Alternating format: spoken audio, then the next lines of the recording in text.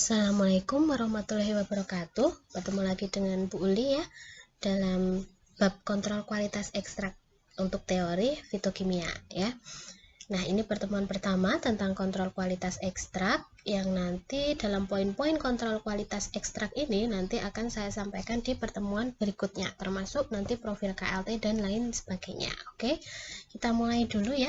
Kalau kita kemarin sebelum meet dengan Bu Ana sudah mempelajari tentang metode ekstraksi ya, ada maserasi, perkolasi, sokretasi dan lain sebagainya ya. Nah, setelah kita mengekstraksi atau mengambil suatu sari dari suatu bahan alam, dari suatu simplisia, maka kita akan menghasilkan suatu ekstrak. Dan biasanya ekstrak tersebut setelah jadi ekstrak cair, kita jadikan ekstrak kental agar mudah disimpan dan dalam jangka waktu yang lama lebih awet gitu ya. Nah, kemudian ekstrak itu apa sih kontrol kualitasnya? Karena tiap ekstrak itu kan beda-beda ya. Kalau dibuat di industri A dengan industri B, atau katakanlah perorangan saja, misalkan si A membuat ekstrak daun jambu biji di lab Vito BSI, kemudian si B membuat ekstrak daun jambu biji dari asal yang lain atau dari sumber lain itu dan ngerjakannya di lain tempat, misalkan itu bisa saja terjadi perbedaan ekstrak atau perbedaan kualitas dari ekstrak masing-masing. Jadi tidak selalu sama. Misalkan sama-sama pakai sampel herba sambiloto ya, herba sambiloto kita ekstrak. Si A dan si B nanti kualitasnya bisa terjadi perbedaan. Nah, perbedaan inilah yang harus dikontrol ya, dan harus tetap berkualitas. Jadi harus ada batas-batasnya. Nah, nanti di Farmakope Indonesia sebenarnya ada batas-batasannya, harus mengandung misalkan herba sambiloto 19% andrografolit, misal seperti itu ya. Nah, ini adalah kontrol kualitas ekstrak. Jadi ekstrak itu harus dikontrol kualitasnya. Nah, apa aja kontrol kualitas ekstrak? Yang pertama adalah rendemen.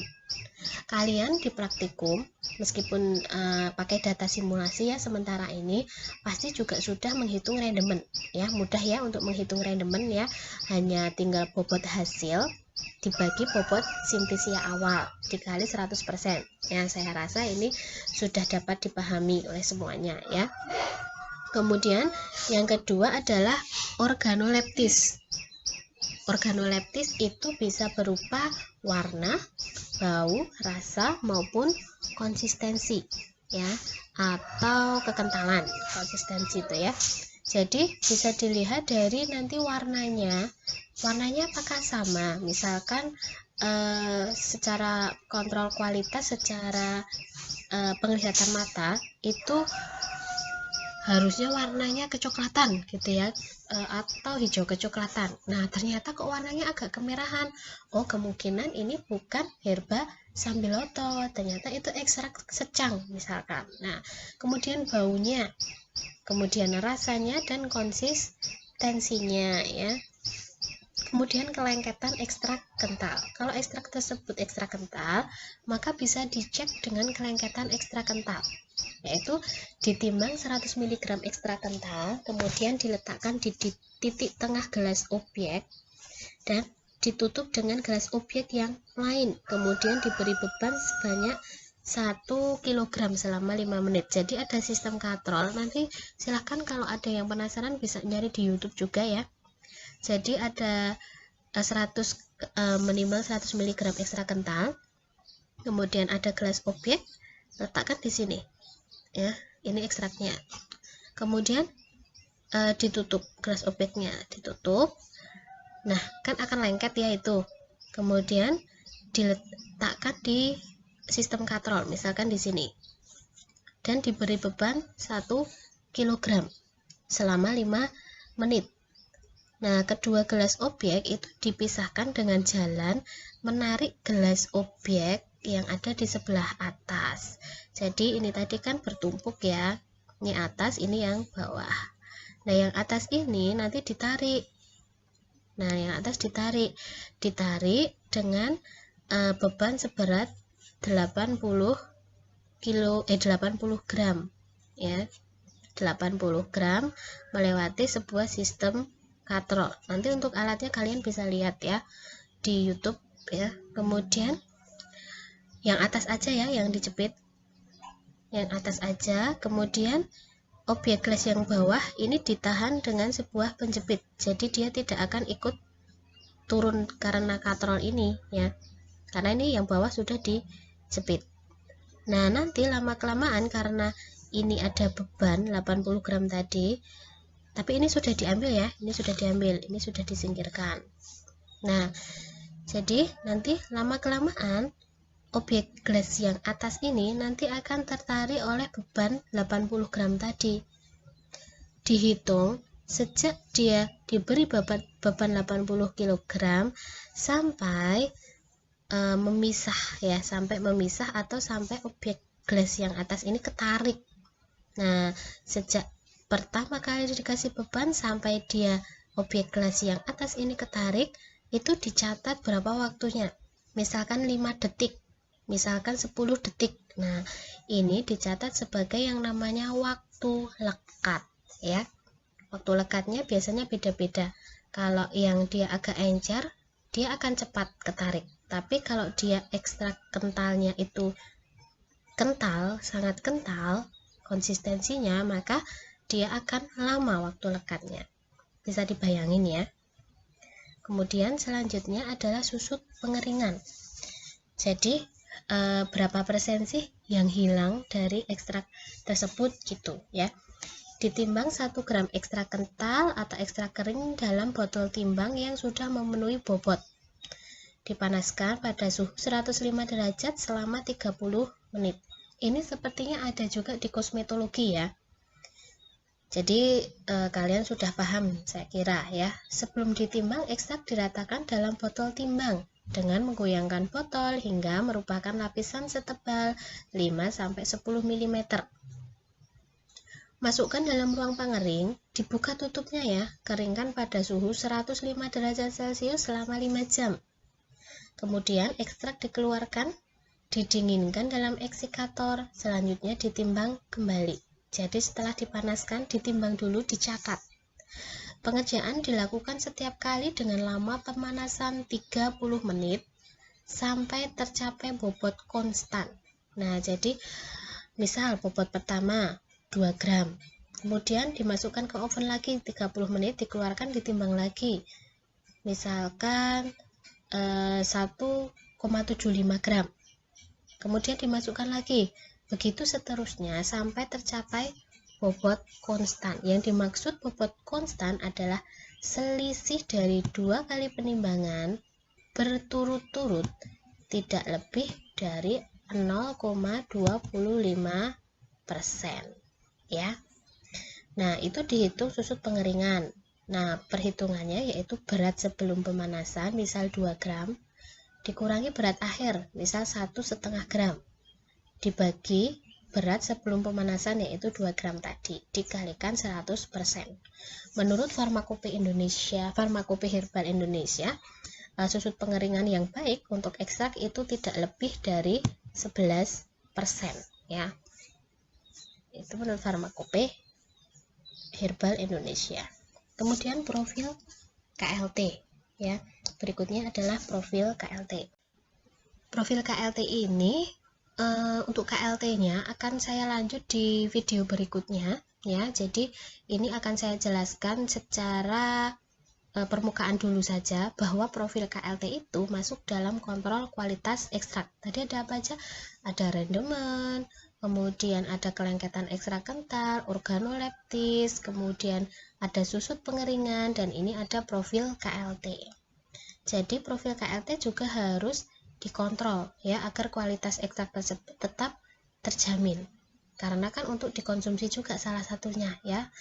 Nah, jadi harus dikontrol apa yang dikonsumsi oleh orang manusia itu harus dikontrol. Nah, untuk senyawa atau untuk minyak atsiri dari bunga misalkan, nah minyak atsiri yang diperoleh dibuat larutan 1% dalam toluen, jadi pelarutnya nanti toluen. Minyak atsiri ini biasanya hasil destilasi ya. Kalau di lab kita bisa hasil enflurasi, tapi kalau di lab kita pakainya destilasi. Tapi kalau minyak atsiri dari bunga biasanya pakainya enflurasi. Nah, selanjutnya ditotalkan pada silika gel GF254. Nah, ini apa silika gel GF254? Nah, nanti akan saya bahas di video berikutnya tentang kromatografi. Fase gerak, nah fase gerak ini juga apa? Nah, ini nanti saya bahas di berikutnya aja. Jadi ini saya fokus untuk kontrol kualitasnya dulu. Nah, fase gerak N-heksan etil asetat 7:3. Ini deteksinya yang bisa dipakai. Dan penyemprotnya untuk minyak atsiri itu adalah anisaldehid asam sulfat. Tiap-tiap senyawa itu penyemprot yang cocok itu berbeda-beda. Nah, untuk minyak atsiri itu biasanya pakai anisaldehid asam sulfat atau bisa juga pakai vanilin asam sulfat. Kemudian flavonoid. Nah, flavonoid itu biasanya fase diamnya selulosa, meskipun silika gel juga bisa. Ini fase gerak yang digunakan, ini deteksi yang digunakan agar terlihat senyawa flavonoidnya dalam sistem KLT. Maksudnya deteksi seperti itu ya. Dan penyemprot untuk flavonoid itu adalah sitroborat. Nah, penyemprot pada KLT ini juga sering keluar di UKOM ya. Nah, kemudian kurkuminoid. Fase diamnya, fase gerak silakan dibaca, pembandingnya kurkumin standar, deteksinya bisa dengan sinar tanpa penyemprotan. Kenapa tanpa penyemprotan reagen? Karena kurkuminoid itu warnanya sudah jelas terlihat ya, bahwa warnanya orange ya. Terlihat sekali, tidak perlu disemprot.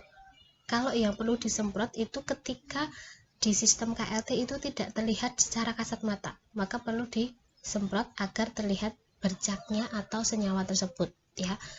Kalau belum jelas nanti akan saya bahas di slide KLT. Kemudian alkaloid. Alkaloid penyemprotnya berupa Dragendorf. Nah, ini cukup terkenal. Saponin penyemprotnya berupa Lieberman-Burjard. Nah, ini mau nggak mau kalian harus hafalkan juga untuk UKOM dan lain sebagainya. Ya, nggak harus sampai jauh-jauh ke UKOM ya, sebenarnya untuk ujian atau untuk mungkin kalian praktek atau besok kalau KTI misalkan memakai KLT juga ya, ini juga bisa dipakai. Jadi salah satu pedoman. Kemudian kontrol kualitas selanjutnya selain profil KLT adalah penentuan kadar relatif senyawa dalam ekstrak. Jadi penentuan kadar ini juga cukup penting dalam kontrol kualitas dari suatu ekstrak. Nah, caranya ini bisa dengan menggunakan KLT, tapi KLT yang kuantitatif. Nanti menggunakan alat densitometer. Ditimbang ekstrak 100 mg, kemudian dilarutkan dalam 5 ml etanol 95% atau pelarut yang sesuai. Kemudian di vortex sampai betul-betul larut ya, melarut sempurna. Ya, istilahnya di semua bagian itu kalau kita ambil akan mempunyai kadar yang sama ya, yang dimaksud dengan larut itu. Kemudian dibuat larutan pembanding, tergantung pembanding yang kita gunakan. Misalkan kurkuminoid, pembandingnya ya senyawa kurkumin standar ya. Dibuat larutan pembanding dengan 3-5 macam konsentrasi dalam etanol 95% atau pelarut yang sesuai. Nah, ini bisa dilakukan orientasi kadar untuk sebelumnya. Masing-masing larutan ditotalkan pada lempeng KLT dengan volume 2 mikroliter, bisa menggunakan mikropipet nanti. Kemudian dieluasi menggunakan fase gerak yang sesuai. Jadi ini menggunakan sistem KLT, kromatografi lapis tipis. Setelah sesuai dengan jarak pengembangan yang diinginkan, lempeng diambil, diangin-anginkan, dan dilakukan densitometri. Ini pakai alat ya, untuk menentukan kadar senyawa dalam ekstrak. Nah, fase gerak bisa diganti sendiri hingga diperoleh pemisahan yang optimal. Jadi bisa trial and error. Nah, ini nanti akan saya jelaskan lebih detail ketika masuk ke kromatografi ya. Nah, untuk kontrol kualitas beberapa hasil ekstraksi. Yang pertama adalah hasil perasan dan infundasi. Nah, untuk hasil perasan dan infundasi, kontrol kualitas yang wajib ada atau wajib dilakukan itu adalah perhitungan rendemen, kemudian organoleptis ekstrak kental, dan profil KLT. Nah, profil KLT ini biasanya selalu ada ya. Kemudian minyak atsiri hasil enfluoride dan destilasi. Kontrol kualitas yang harus dilakukan itu adalah penghitungan rendemen, kemudian profil KLT, dan penetapan indeks bias karena ini berupa minyak ya.